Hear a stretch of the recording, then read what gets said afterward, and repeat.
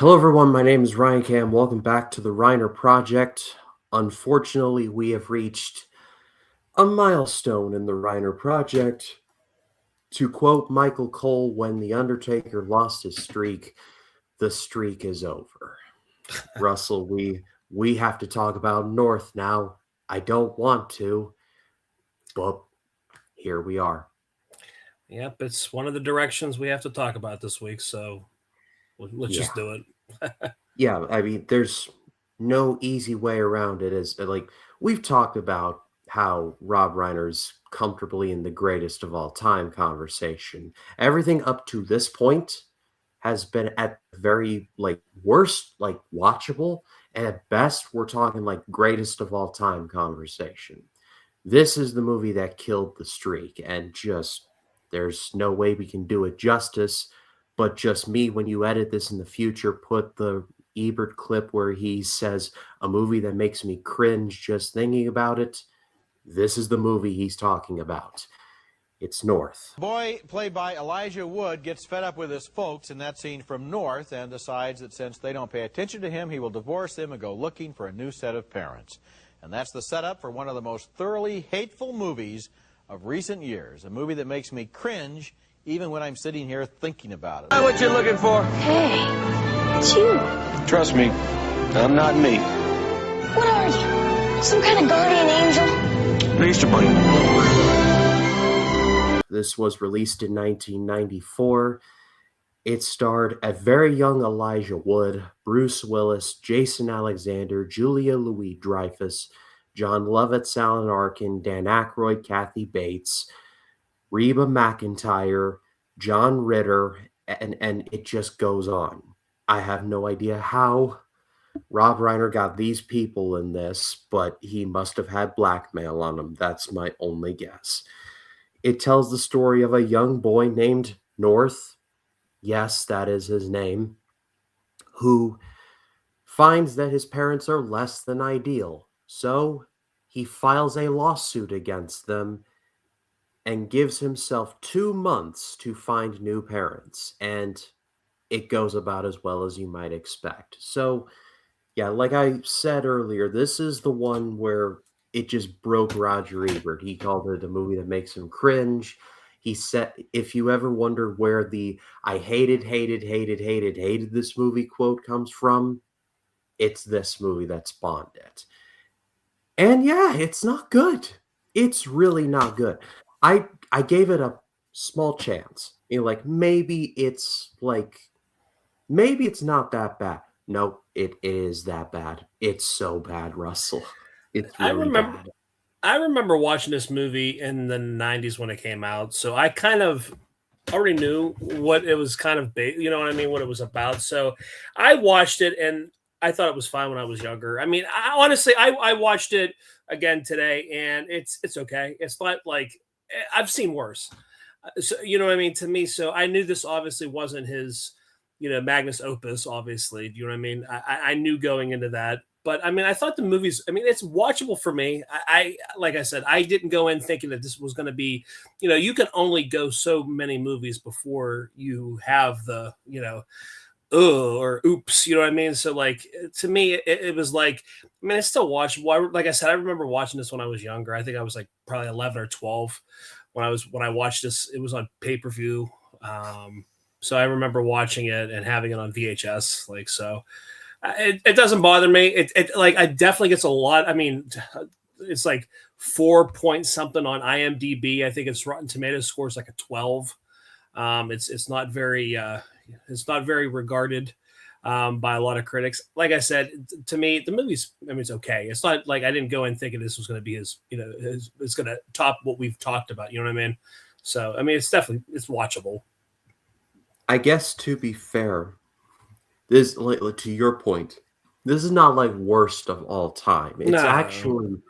It's actually like the movie looks solid, and this is my only real compliment. The movie, technically speaking, looks fine. I mean, Rob Reiner's still got a good head about him in terms of Yeah. how a movie should look. So at least he has that going for him. And then, like I I think Elijah Wood gives a good performance. It's crazy to think 7 years after this, he was in Lord of the Rings, and like that would become the thing that he's known for. Yeah, So and he this is not like worst of all time. And like you've said, I've seen worse. Like I've yeah. seen stuff like The Room, which is laughably bad, and I've seen stuff like Freddy Got Fingered, which is also laughably bad. There's way worse movies out there. Oh, did you see Kirk There's Cameron Saving Thanksgiving. Christmas? Oh, gee, yeah. Oh, Like that you there, want that's as bad as I think it can get for a movie. yes.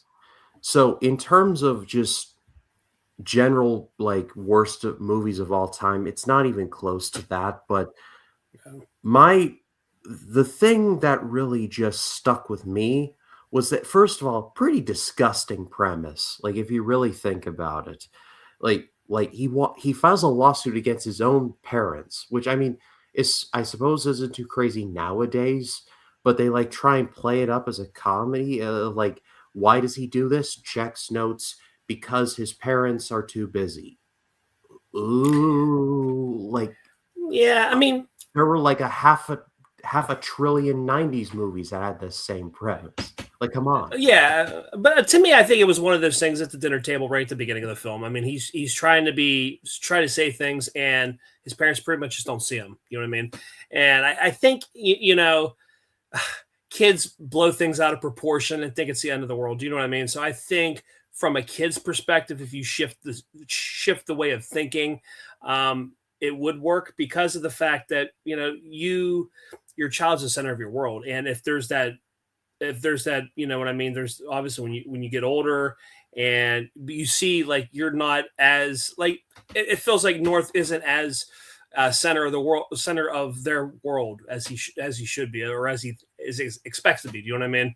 Because he has been probably up until that time. You know what I mean? He's a great student. He's a good athlete. He's the poster child of a perfect kid. You know what I mean? So I mean I can kind of see it a little bit. Kind of what you said though. It's like, dude, it's just like his parents were busy that day. Like it's not a big deal. You know? Well, it starts out with that, and then it's like, Yeah. okay, where do we go from here? And then it just goes from one stereotype to another. You got Dan Aykroyd and Reba McEntire who play the grossest Texas stereotype I think I've ever seen. The music number, just the cowboy hat.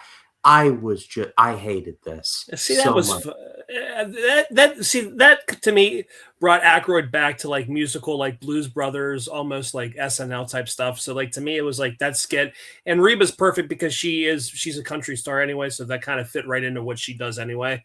Um, the only thing was kind of like stupid. I thought was the whole fact that they wanted to fatten him up pretty much and like because their son died or whatever, and well he was killed in a stampede or whatever, but still like it was like they really want to fatten him up. They want him to eat. You know, it's that was kind of weird.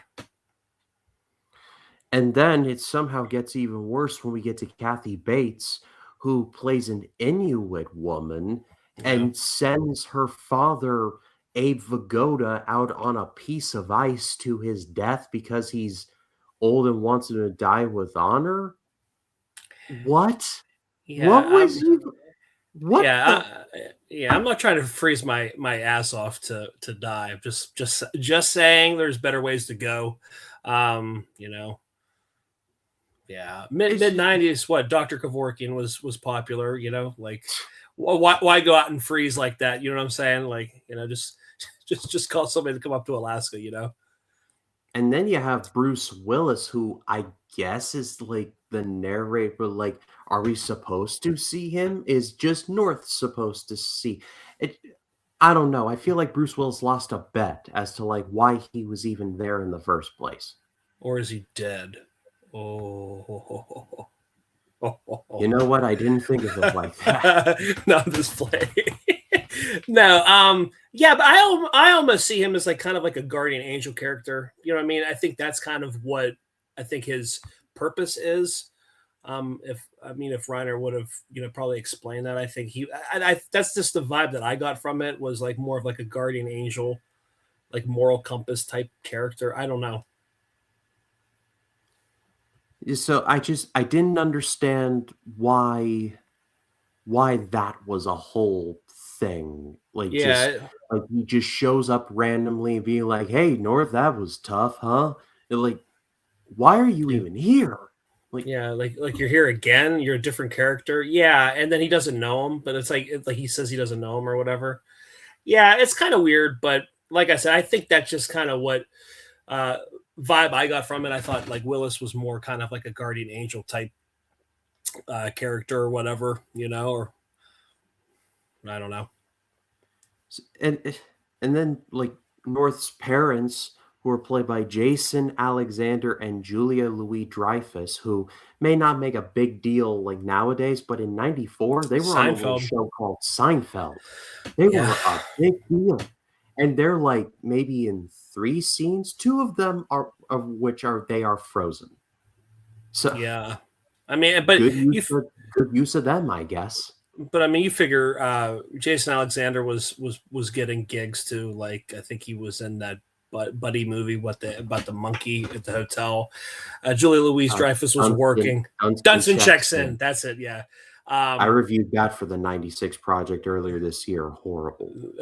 Julia Louise Dreyfus obviously was like voicing ants. I mean, she was big. I mean, I think she was in a Woody Allen film too. So I mean, she was that. Those guys got work in the '90s. I mean, Seinfeld catapulted, pretty much, catapulted everybody.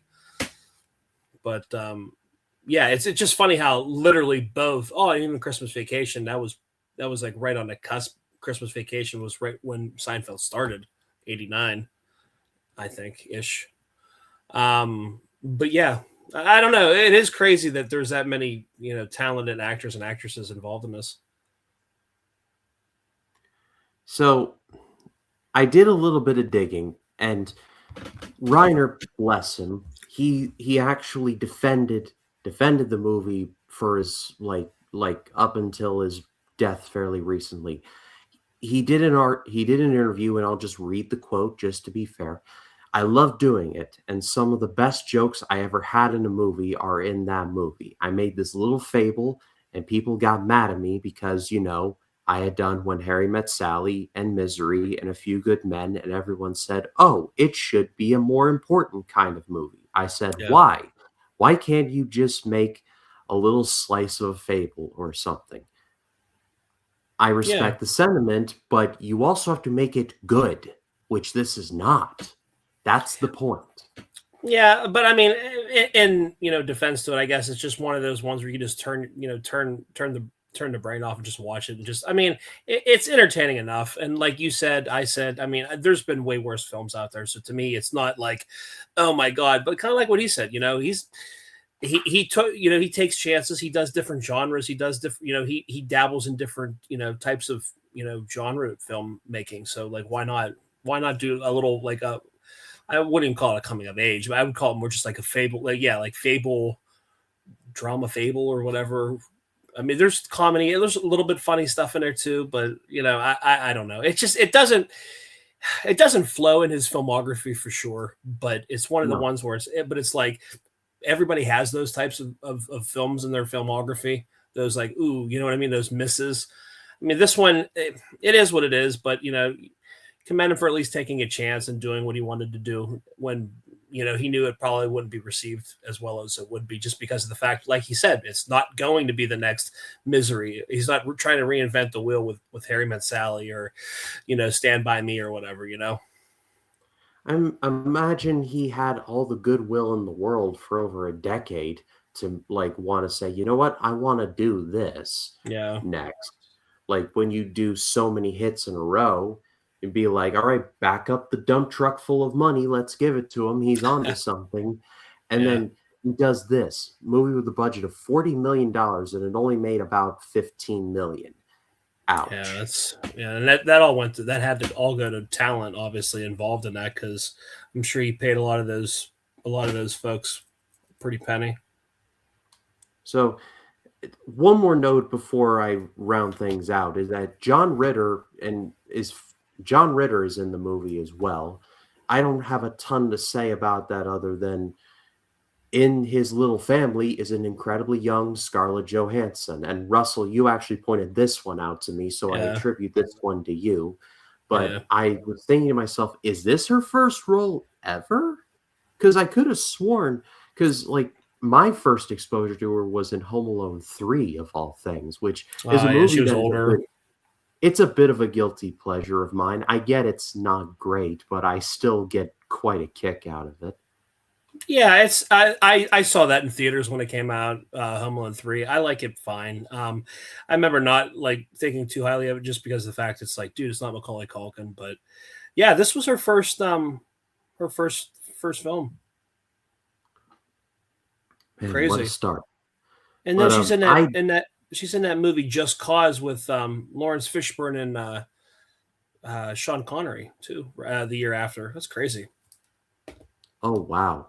And Yeah, she hit the ground running, that's for sure. yeah, for sure. But to make a long story short, I don't really have a ton left to say. This movie's horrid.